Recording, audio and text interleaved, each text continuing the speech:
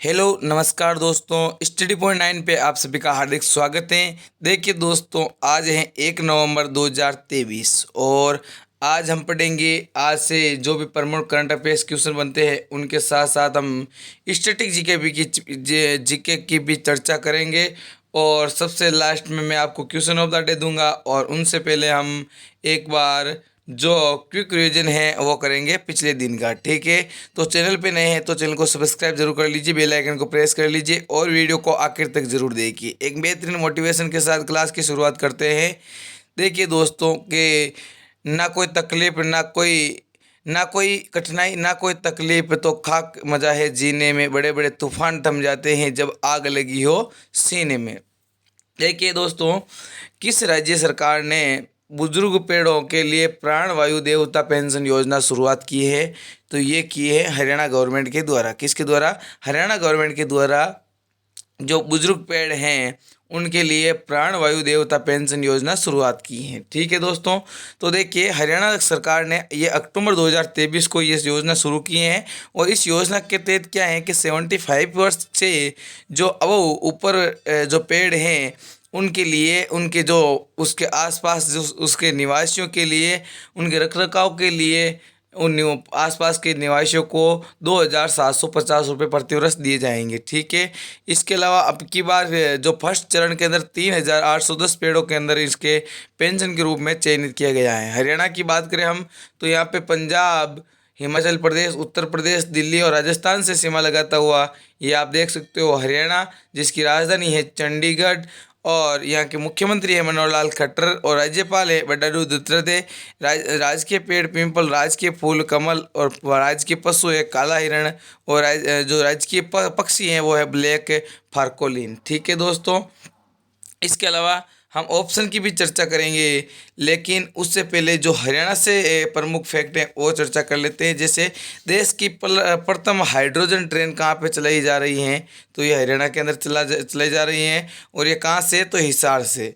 और बात करें हम यदि देश की फर्स्ट एयर टैक्सी सेवा, वो भी कहाँ पे? हरियाणा के अंदर। और हरियाणा के अंदर ही एक शहर है गुरुग्राम नाम का शहर, जहाँ पे प्रथम ग्रेन एटीएम लगाया गया है। कौन सा एटीएम? प्रथम ग्रेन एटीएम। और इसके अलावा बात करें हम एकमात्र जो विश्व संगठन जिसका मुख्यालय भारत के अंदर है और वो भी हरियाणा के गुरुग्राम के अंदर, वो है ISA, इंटरनेशनल सोलर अलायंस। ठीक है दोस्तों, इसके अलावा बात करें हम यहाँ पे तो अभी मैंने कल आपको बताया था सरस मेला। कौन सा? सरस मेला। यहाँ पे जो बताया फेस्टिवल वो भी होता है। इसके अलावा यहाँ के नेशनल पार्क है वो है सुल्तानपुर नेशनल पार्क। ठीक है, और देखिए दोस्तों, ये योजना क्यों चलाई जा रही है? तो इसका प्रमुख कारण है कि 2026 जो सॉरी कोप 2026 है ना, कोप 26, उसके अंदर भारत ने ये वादा लिया था। अब की बार 2028 का कोप चल रहा है, COP कॉन्फ्रेंस ऑफ पार्टीज। लेकिन जो कॉन्फ्रेंस ऑफ पार्टीज 26वीं थी उसके अंदर भारत ने लक्ष्य लिया है 2070 तक 0% कार्बन उत्सर्जन करने लग जाएगा। ठीक है, ऑप्शन की चर्चा करें तो बिहार की बात करें तो इसी प्रकार की जो पहल है वन के लिए वो है वन उत्सव। कौन सा? वन उत्सव चर्चा में रहा था। उत्तर प्रदेश की बात करें तो उत्तर प्रदेश के अंदर वन टेप वन ट्री योजना, वन टेप वन ट्री योजना आप चर्चा में रही थी, मैंने अभी पढ़ाया आपको कुछ दिनों से पहले। और मध्य प्रदेश की बात करें तो मध्य प्रदेश के अंदर मुख्यमंत्री वृक्ष संपदा योजना। कौन सी? मुख्यमंत्री वृक्ष संपदा योजना। देखिए दोस्तों, आप थोड़ा थोड़ा करके पढ़िए, जैसे अभी मैं थोड़ा थोड़ा करके यहाँ पे पढ़ा रहा हूँ। जैसे आप यदि थोड़ा थोड़ा पढ़ोगे तो वो आसान हो जाएगा आपके लिए, लेकिन यदि आप एक साथ कोशिश करोगे तो यहाँ पे क्या हो जाएगा? एक साथ कोशिश करोगे तो आपको खिचड़ी बन जाएगी। ठीक है ना। हाल ही में किस राज्य के स्कूलों को हेरिटेज स्कूल घोषित किया जाएगा? तो recently school of which state will be declare as heritage schools. तो ये है लक्ष्य लिया है किसके द्वारा? अरुणाचल प्रदेश के द्वारा। ऑप्शन नंबर इसका बी करेक्ट आंसर हो जाएगा। अरुणाचल प्रदेश की जो राज्य के अंदर स्कूलें हैं उनको हेरिटेज स्कूल घोषित किया जाएगा। लेकिन कौन सी स्कूलों को हेरिटेज किया जाएगा? तो वो है आज़ादी से पहले की स्कूलें। कौन सी? आज़ादी से पहले 1900 जो 47 से पहले हैं उन स्कूलों को क्या दिया जाएगा। फरवरी 1987 में इसे स्कूल का इसे राज्य का दर्जा दिया गया था। लेकिन जो 1900 देखो आज़ादी से पहले 1947 से पहले जो यहाँ पे मौजूद स्कूल थी उनको हेरिटेज स्कूल के नाम से नामित किया जाएगा। ठीक है, 1972 के अंदर अरुणाचल प्रदेश को यूटी बनाया गया, लेकिन 1987 के अंदर इसको यूटी से राज्य का स्टेट का दर्जा दिया गया। अरुणाचल प्रदेश की बात करें हम तो राजधानी हो जाएगी ईटानगर, मुख्यमंत्री है पेमा खांडू, राज्यपाल हैं अरुणाचल प्रदेश के वो हैं लेफ्टिनेंट जनरल केवल्य त्रिकम पटनायक। ठीक है, यहाँ के नेशनल पार्क हैं प्रमुख रूप से कमलांग टाइगर रिजर्व है, मोलिंग राष्ट्रीय उद्यान, ये वेरी इंपॉर्टेंट है, मोलिंग और Namdapha, Namdapha national park, tiger reserve है, पक्के टाइगर रिजर्व है, ये हो जाएंगे यहाँ के प्रमुख टाइगर रिजर्व। ठीक है, इसके अलावा यहाँ पे डी आकार की अभी हाल ही में एक सुरंग जिसका नाम है नेपिचू सुरंग जिसका उद्घाटन किया गया। ठीक है, इसके अलावा हम ऑप्शन की चर्चा करें तो यहाँ पे आया है नाम मध्य प्रदेश का। तो मध्य प्रदेश के अंदर आप जो योजना है वो है सीएम राइस योजना, आप चर्चा में रही थी अभी। ठीक है, सीएम राइस योजना। इसके अलावा हिमाचल प्रदेश की बात करें हम यहाँ पे तो देश की फर्स्ट विंड टनल बनने जा रही है हिमाचल प्रदेश के अंदर। और असम की बात करें तो जो मदरसों के लिए वित्त को बंद करने वाला एकमात्र स्टेट है वो है असम। ठीक है, चलो आगे चलते हैं। अगला क्वेश्चन है अन्न महोत्सव का आयोजन किस राज्य में किया जा रहा है। तो अन्न महोत्सव का आयोजन किस राज्य के अंदर किया जा रहा है, तो ये किया जा रहा है उत्तर प्रदेश के अंदर। ऑप्शन नंबर इसका डी करेक्ट हो जाएगा, उत्तर प्रदेश के अंदर श्री अन्न महोत्सव का उद्घाटन किया जा रहा है। ठीक है, इसके अलावा हम बात करें ऑप्शन की तो यहाँ पे आया है दिल्ली।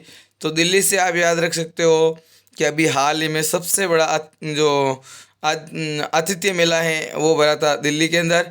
इसके अलावा हरियाणा की बात करें तो यहाँ पे कल मैंने पढ़ाया था आपको सरस आजीविका मेला, कहाँ पे, हरियाणा के अंदर। इसके अलावा ओडिशा की बात करें हम यहाँ पे तो जगन्नाथ रथ यात्रा कहाँ की प्रसिद्ध है, ओडिशा की प्रसिद्ध है। इसके अलावा यहाँ का एक प्रमुख त्यौहार है नुआखाई त्यौहार, कौन सा, नुआखाई त्यौहार प्रसिद्ध है यहाँ का। ठीक है, चलो 27 से 29 अक्टूबर तक लखनऊ में इंदिरा गांधी प्रतिष्ठान अन्न महोत्सव का आयोजन किया जा रहा है।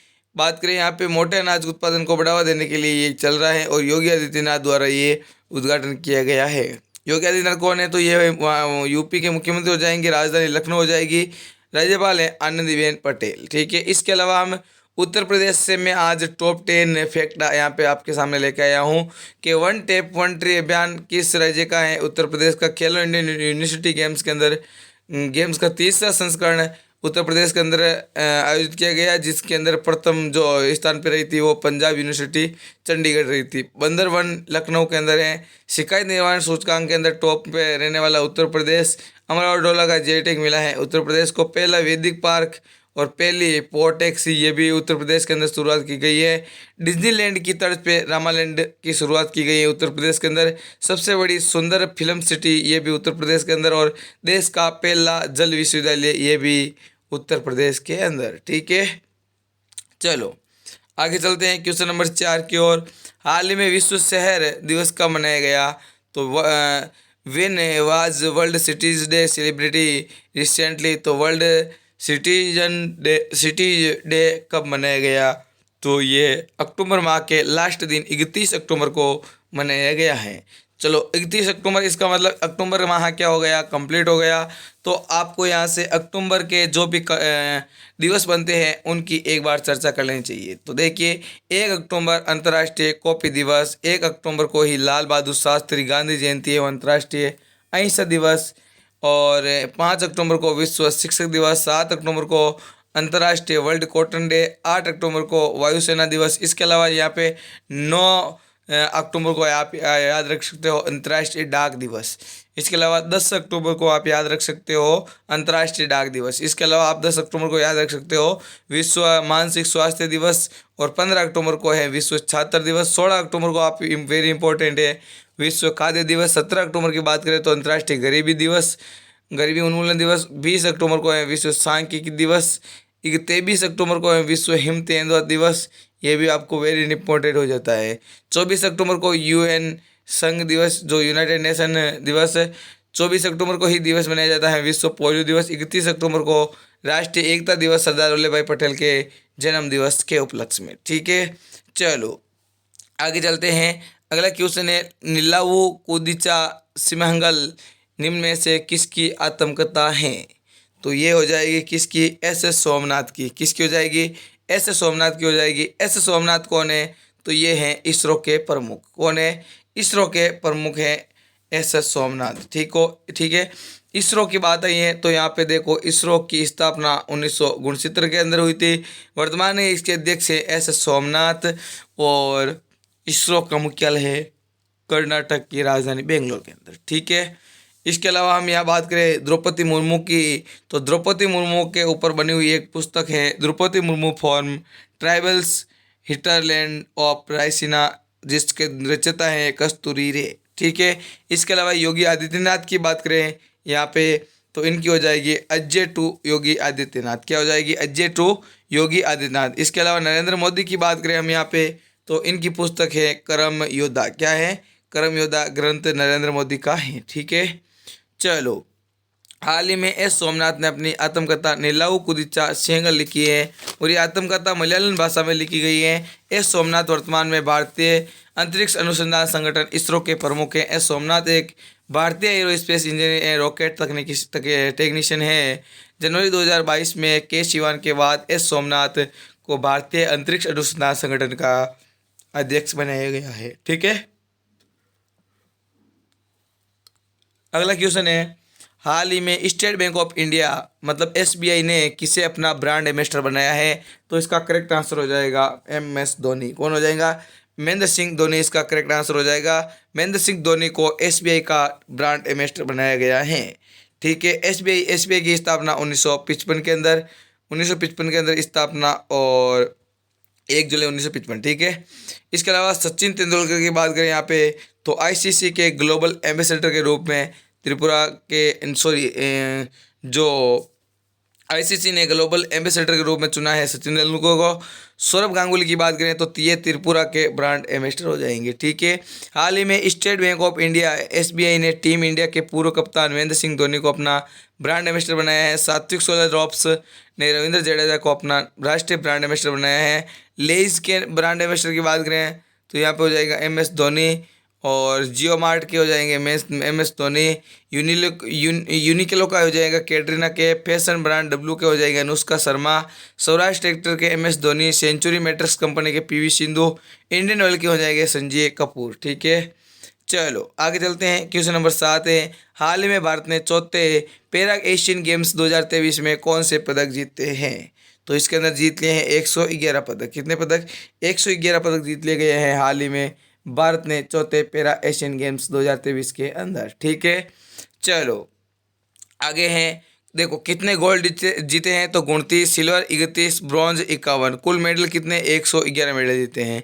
एशियाई पैरा खेलों में ये भारत का अब तक का सबसे अच्छा प्रदर्शन है। टॉप पे है इसके अंदर चीन और जो आयोजन है वो हुआ था होंगजू चीन के अंदर। कहाँ पे? होंगजू चीन के अंदर इसका आयोजन हुआ था। अगला क्वेश्चन है, हाल ही में फाइनेंशियल एक्शन टास्क फोर्स ने किस देश को अपनी ग्रे लिस्ट से हटाया है? तो किसको हटाया है? तो ये हटाया है अल्बानिया को। किसे?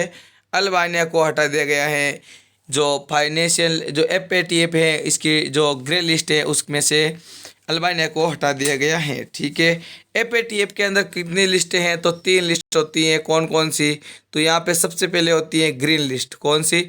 Green list. उसके बाद है ग्रे लिस्ट और उसके बाद है रेड लिस्ट। यदि कोई देश रेड लिस्ट के अंदर चला गया, सॉरी ब्लैक लिस्ट, BLSC के ब्लैक लिस्ट, और यदि कोई देश ब्लैक लिस्ट के अंदर चला गया तो उसको निकलना बहुत ही मुश्किल हो जाता है। ठीक है। अगला है फाइनेंशियल टास्क फोर्स FATF ने अक्टूबर 2023 को प्रकाशित एक समीक्षा के अंदर कई देशों को अपनी ग्रे लिस्ट से हटाया है, जिसके अंदर शामिल है पनामा, जॉर्डन, अल्बानिया। ठीक है। ग्रे लिस्ट में उन देशों को रखा जाता है जो एंटी मनी लॉन्ड्रिंग आतंकवादी को पोषित करते हैं, वित्त पोषित करते हैं उनको। ठीक है। FATF की बात करें तो 1999 में स्थापना हुई थी, पेरिस के अंदर मुख्यालय है और वर्तमान में FATF के जो अध्यक्ष हैं वो है राजा कुमार। कौन है? राजा कुमार वर्तमान में FATF के अध्यक्ष हो जाएंगे। ठीक है। अगला क्वेश्चन है क्वेश्चन नंबर 9, हाल ही में किसने रोलिंग रेवल टाइगर ऑफ इंडिया का उद्घाटन किया है? तो ये किया है जगदीप धनखड़ के द्वारा। किसके द्वारा?